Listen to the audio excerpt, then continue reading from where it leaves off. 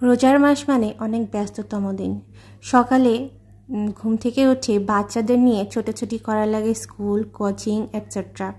তারপরে আবার বাসায় এসে একটু রেস্ট নিয়ে শুরু হয়ে যায় ইফতার আয়োজন প্লাস সেহরি রান্নাবান্না। আর এই করতে করতে আমাদের দিনটা বা সময়টা কখন পার হয়ে যায় বোঝাই যায় না। আসসালামু আলাইকুম সবাইকে। সবাই কেমন আছেন? আলহামদুলিল্লাহ আমরাও ভালো আছি। আশা করি আমার আজকের ব্লগটার সাথে আপনারা সবাই থাকবেন। আর ব্লগটা অনেক দিন ধরে ভাবছি যে দিব করে, কিন্তু দেওয়াই হচ্ছে না। আর যেহেতু ফেসবুক আমাদের একটা লং ভিডিও প্রতি সপ্তাহে অন্তত 2টো দেওয়ার কথা বলেছে, কিন্তু আমি তো মোটেও দিতে পারছি না ব্যস্ততার জন্য। আর এবার ছোট বাচ্চাটাকে নতুন স্কুলে ভর্তি করে দিয়েছি, তো ওর জন্য স্কুলে সবসময় বসে থাকা লাগে। আর যেহেতু এখন নতুন স্কুল যাচ্ছে, তো জড়তা কাজ করে, বুঝতেই পারছেন। নতুন স্কুল গেলে বাচ্চারা কমফোর্ট ফিল করে না। তো যাই হোক, এইভাবেই আমার সময়টা পার হয়ে যাচ্ছে। রোজার ভেতরে বেশ কষ্ট হয়। তো আমার বাসায় অনেকগুলো কলা নিয়ে এসেছিল, বাচ্চারা কেউ কলা খাচ্ছিল না। ভাবলাম কলাগুলোকে দিয়ে আমি পিঠা বানিয়ে দিব বা কলা বড়া করে দিব। তো কলাগুলোকে ছিলে আমি প্রসেস করে নিচ্ছি। আর কলা বড়াটা বানাবো হচ্ছে খেজুরের গুড় দিয়ে। খেজুরের গুড়ের পিঠাটা আমার বাচ্চা অনেক পছন্দ করে, বিশেষ করে ছোট মেয়েটা পিঠা খেতে অনেক পছন্দ করে, ঠিক আমার মতো। তো যাই হোক, পিঠাগুলো ভেজে নিচ্ছি। আর এই কলার বড়াটা খেতে কিন্তু অনেক ভালো লাগে, যদি সেটা সবরি কলা হয়। তো আমার কাছে তো সবরি কলা ছিল না, কলাটা হচ্ছে চাপা কলা বলে। তো এই চাপা কলাটা কেমন যেন খুব একটা টেস্টি লাগে না, কেমন যেন একটা টক টাইপের টেস্ট হয় এই চাপা কলা। হয়তো অনেকের পছন্দ হতে পারে, কিন্তু আমার ব্যক্তিগতভাবে এই চাপা কলাটা ভালো লাগে না। তো বাচ্চারাও কেউ খাচ্ছিল না, তাই ভাবলাম এটা দিয়ে একটু কলার বড়া করে দেই। আর ইফতারে আমাদের আয়োজনে এটাই থাকছে আজকে, রুটি, সবজি আর কলা বড়া।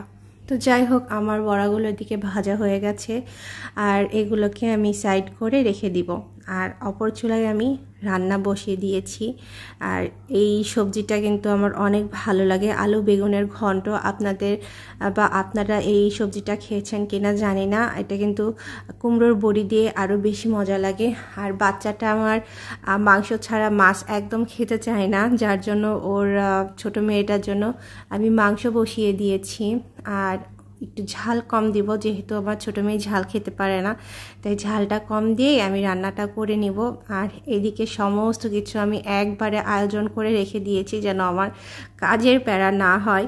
তো যাই হোক, আমি কাজে একটু এলোমেলো অগোছালো, আস্তে আস্তে এগুলোকে সব পরিষ্কার করে নেব। আমার রোজা আসলে কাজ করতে বেশ কষ্ট হয়ে যায়। মূলত আমি বরাবরই অলস মানুষ, কাজ করতে খুব ভয় পাই।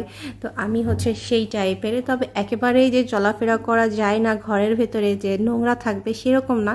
কাজ করতে মোটামুটি ভালোই লাগে, খারাপ লাগে না, কিন্তু অতিরিক্ত কাজে আমি করতে পারি না।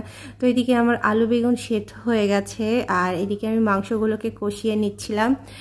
মানে 2 চুলোয় আমি রান্না বসিয়ে দিয়েছি, যেন রান্নাটা তাড়াতাড়ি হয়ে যায়। রান্না করতে করতে আমার ইফতারের সময়টাও চলে আসছিল, কারণ ইফতার জোগাড় করতে হতো।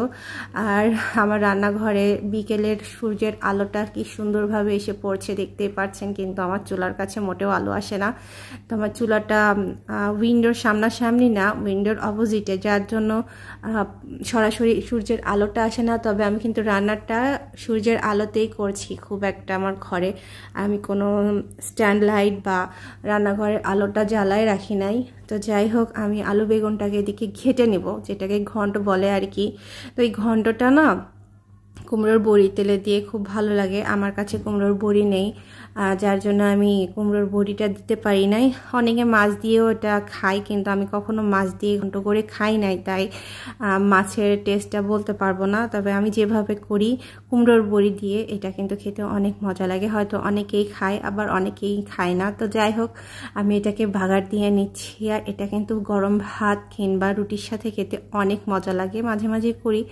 আর যেহেতু আমার আলু খাওয়া নিষেধ আছে, তো মাঝে মাঝে আমি আলু খেয়ে ফেলি, কারণ বাচ্চাদের জন্য রান্না করতে গেলে তখন একটু একটু খাওয়া লাগে।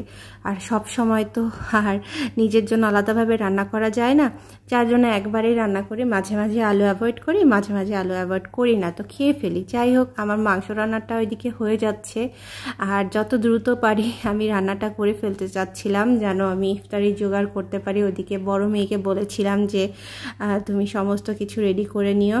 তো আমার রান্না হয়ে গেছে, এদিকে আমার বড়াগুলোও হয়ে গেছে। তো এবারে আমি চলে যাব ইফতার জোগাড় করতে। তো বড় মেয়ে এদিকে শরবত বানাচ্ছে।